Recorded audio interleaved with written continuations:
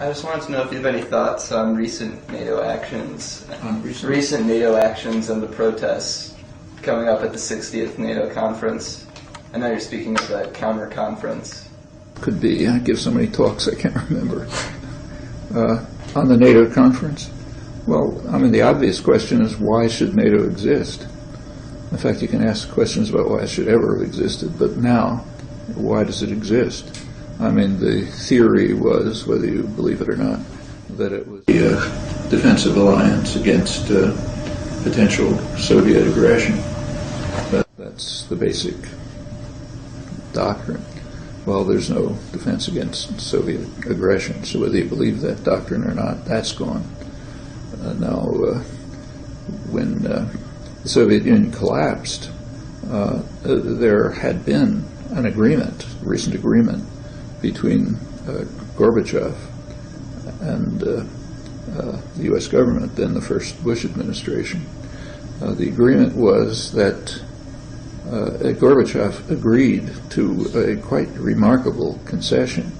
He agreed to let a united Germany join NATO, a hostile military alliance. Now, that is remarkable in the light of history of the past century.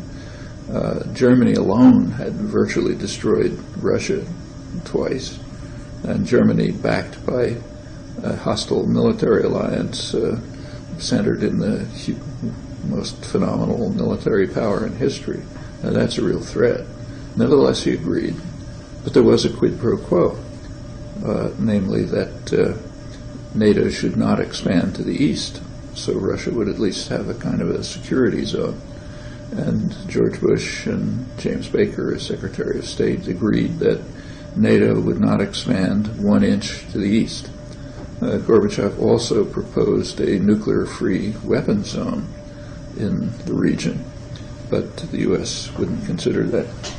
Okay, so that was the basis on which then shortly after the Soviet Union collapsed. Well, Clinton came into office. What did he do? One of the first things he did was to back down on that promise and expand NATO to the east. Well, that's a significant threat to the Soviet Union, to Russia. Now there was no longer any Soviet Union. It's a significant threat to Russia, and not surprisingly, they responded by beefing up their offensive capacity. Not much, but some. So they rescinded their pledge not to use nuclear weapons in first strike. NATO had never rescinded it, but they had, and started some remilitarization. With Bush, the aggressive militarism of the Bush administration, as predicted, induced Russia to extend further its offensive military capacity. It's still going on right now.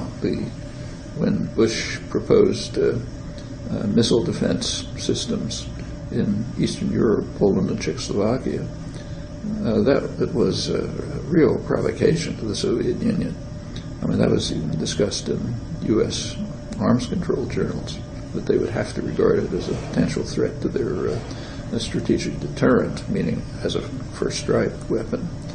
And the claim was it had to do with Iranian missiles, but forget about that. And they say it's on to Obama. Obama's national security advisor, James Jones, former Marine commandant, is on record as favoring expansion of NATO to the south and the east, further expansion of NATO, and also making it basically an intervention force. And the head of NATO, Huub de Scheffer, he has explained that NATO must take on responsibility for ensuring the security of pipelines and sea lanes. That is, it must guarantee, NATO must be a guarantor of energy supplies for the West. Well, that's kind of an unending war. So do we want NATO to exist? Do we want that to be, there to be a Western alliance, military alliance that carries out these activities with no pretense of defense, except, well, I think that's a pretty good question. I don't see any reason why it should. anymore. There happens to be no other military alliance even remotely comparable, but if there were one, I'd be opposed to that too. So I think the first question is, what is this all about? Why should we even be debating NATO? Is there any reason why it should exist?